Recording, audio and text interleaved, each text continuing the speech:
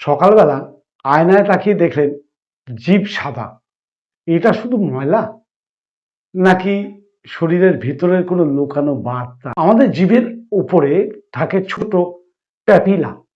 এই জায়গাগুলোতে জমে মৃত কোষ, বিভিন্ন রকম ব্যাকটেরিয়া এবং খাদ্যকণা।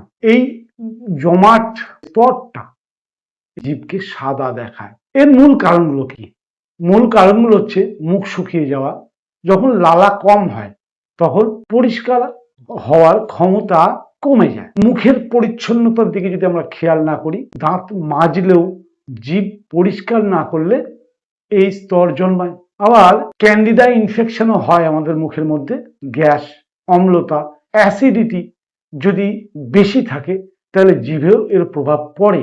ধূমপান ও অ্যালকোহল এগুলো মুখ শুকিয়ে দেয় এবং মুখের ব্যাকটেরিয়া বাড়ায়।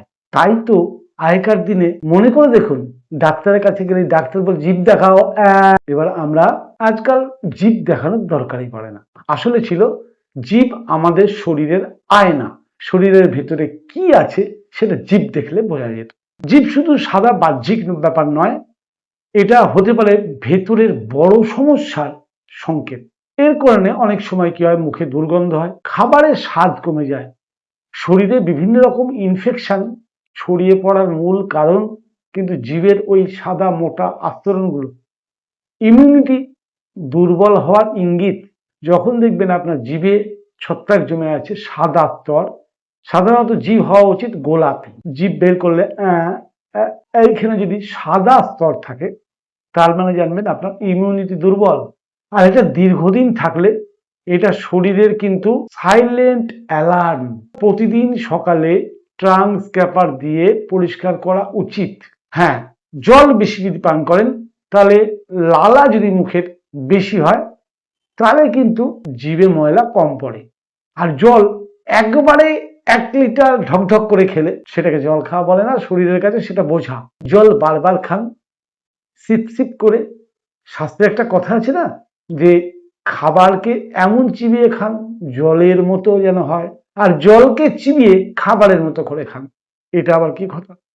কথা হচ্ছে জল 1 ঢোক মুখে নিন, মুখের মধ্যে কুলকুচি করুন, মুখের স্লাইভাটাকে জলের সঙ্গে মিশিয়ে পান করুন।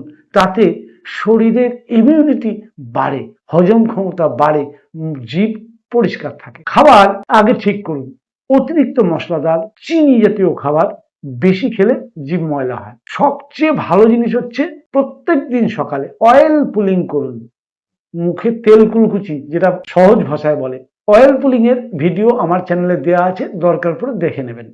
অয়েল পুলিং করুন। নারকেল তেল দিয়ে 5 থেকে 10 মিনিটের জন্য 2 চামচ নারকেল তেল মুখে নিয়ে কুলকুচি করুন, গিলবেন না, 10 মিনিট পরে ফেলে দিন। এতে আপনার ওরাল হেলথ খুব ভালো থাকে। প্রোবায়োটিক প্রত্যেক খাবারে যোগ করুন, যেমন সঠিক গরুর দুধের দই যদি বাড়িতে বানানো হয়, কেনা নয়, ভুল করেও নয়, ঘোল যদি বাড়ির দুধের থেকে তৈরি হয়, বা সবচেয়ে আমরা বলি সাওয়ারক্রাউট বা কাঞ্জি ঘরে বানিয়ে নিন। এতে কি হয়, ভালো ব্যাকটেরিয়া শরীরে বাড়ে এবং আপনার ওরাল হেলথ বা জিভের সাদা দাগ কম হতে সাহায্য করে, কারণ হজম শক্তি খুব ভালো থাকে। আচ্ছা, কখন ডাক্তারের কাছে যাওয়া উচিত এটাও তো জেনে রাখা ভালো নয় কি?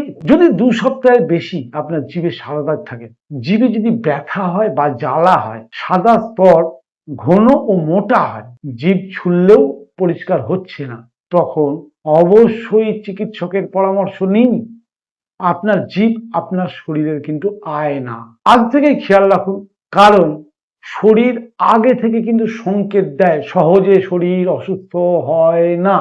জীবের সাদা দাগটা হচ্ছে আসলে শরীরের সংকেত। ফলো করুন এমন আরো স্বাস্থ্য টিপসের জন্য স্বাস্থ্য সমৃদ্ধি চ্যানেলকে, আর কমেন্টে লিখুন আমি আজ থেকেই শুরু করব জিভের যত্ন।